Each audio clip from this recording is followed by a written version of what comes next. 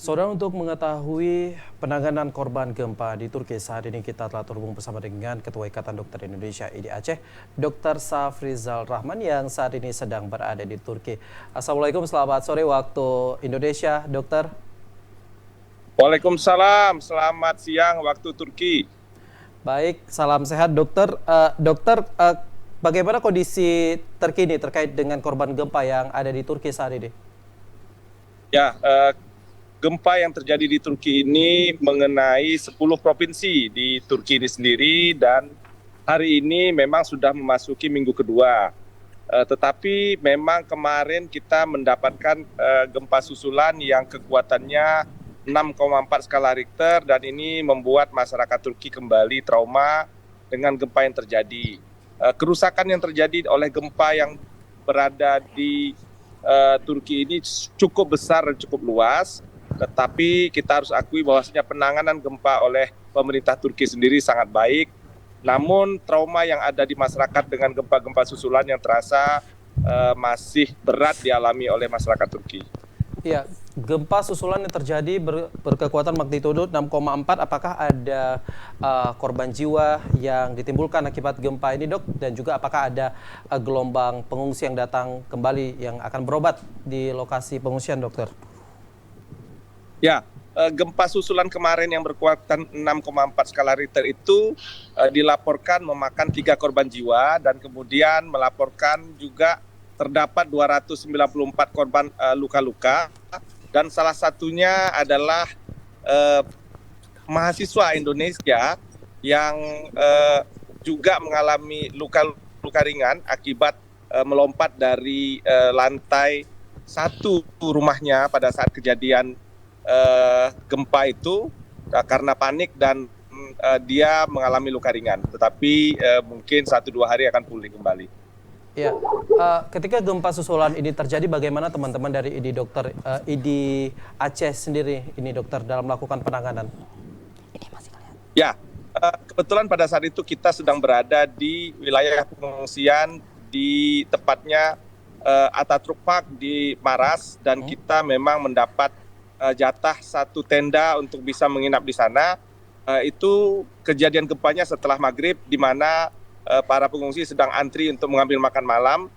Ketika terjadi gempa yang cukup kuat, terdengar histeria daripada keluarga, khususnya anak-anak dan ibu-ibu yang berteriak-teriak, apalagi kemudian diikuti dengan mati listrik dan menambah kepanikan, serta seluruh keluarga berusaha untuk menghubungi kerabat-kerabatnya di berbagai daerah untuk mengetahui bagaimana kondisinya.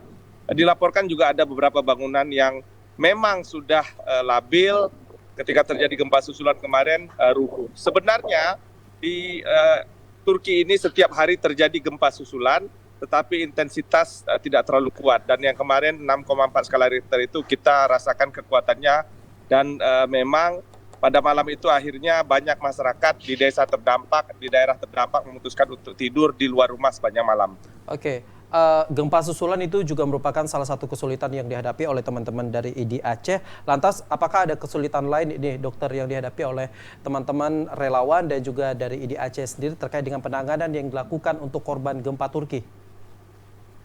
Ya, pemerintah Turki melakukan penanganan dari gempa Turki ini sudah sangat cukup baik, di mana mereka mengungsikan hampir seluruh warga yang tinggal di daerah-daerah terdampak untuk keluar dari daerah-daerah terdampak dan diberikan fasilitas asrama mahasiswa, dan mereka juga meliburkan universitas-universitas agar asrama mahasiswa bisa digunakan, perkuliahan dilakukan secara online, dan orang-orang yang barangkali masih ingin tinggal di kampung ataupun di daerah tempat tinggalnya itu diberikan fasilitas tenda-tenda yang dilengkapi dengan penghangat karena ini berada pada musim panas, musim dingin. Namun kemudian yang kita rasakan adalah bahwa banyak penyakit-penyakit yang mulai diderita oleh para pengungsi, yaitu yang berkaitan dengan infeksi saluran pernapasan seperti batuk pilek dan kemudian penyakit-penyakit kulit. Nah, kita kemudian berkoordinasi dengan otoriti setempat, khususnya di posko kesehatan, memberikan bantuan obat-obatan, juga memberikan bantuan makanan, serta memberikan bantuan mainan-mainan yang biasa digunakan untuk anak-anak, karena anak-anak yang banyak berada di daerah pengungsian itu juga perlu diberikan kegiatan-kegiatan yang mengurangi stres yang mereka rasakan selama musibah ini terjadi. Baik, dokter, kalau kita berbicara mengenai dengan kebijakan dari Kementerian Kesehatan Turki, adanya informasi yang beredar bahwasanya pihak Kementerian Kesehatan Turki ini direncanakan akan menyetop relawan kesehatan. Apakah hal tersebut memang dilakukan ini, dok? Ya, memang kita sudah mendapatkan kabar dan kemudian yang terakhir sudah ada pemberitahuan secara resmi oleh Kementerian Kesehatan Turki bahwa sejak tanggal 28 Februari yang akan datang tidak akan ada lagi kegiatan relawan yang berkaitan dengan pemberian bantuan kesehatan kepada negara-negara sahabat termasuk diantaranya Indonesia, karena memang fasilitas kesehatan di Turki ini digunakan secara maksimal. Banyak pengungsi-pengungsi yang mengalami cedera ataupun yang mengalami korban gempa ditransfer ke berbagai tempat seperti Ankara bahkan hingga Istanbul, dan mereka juga memiliki fasilitas transportasi angkutan untuk para pengungsi ataupun para korban ini hingga sampai menggunakan Hercules, bahkan mereka mengerahkan rumah sakit lapangan yang cukup untuk mengatasi permasalahan-permasalahan kesehatan para korban-korban gempa ini.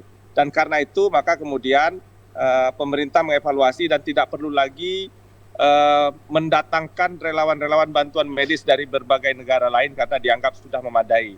Dan kemudian konsentrasi daripada pemerintah Turki saat ini adalah untuk memulai proses rehabilitasi dan rekonstruksi untuk membangun fasilitas-fasilitas masyarakat termasuk perumahan-perumahan kepada masyarakat agar masyarakat tidak terlalu lama di tempat pengungsian.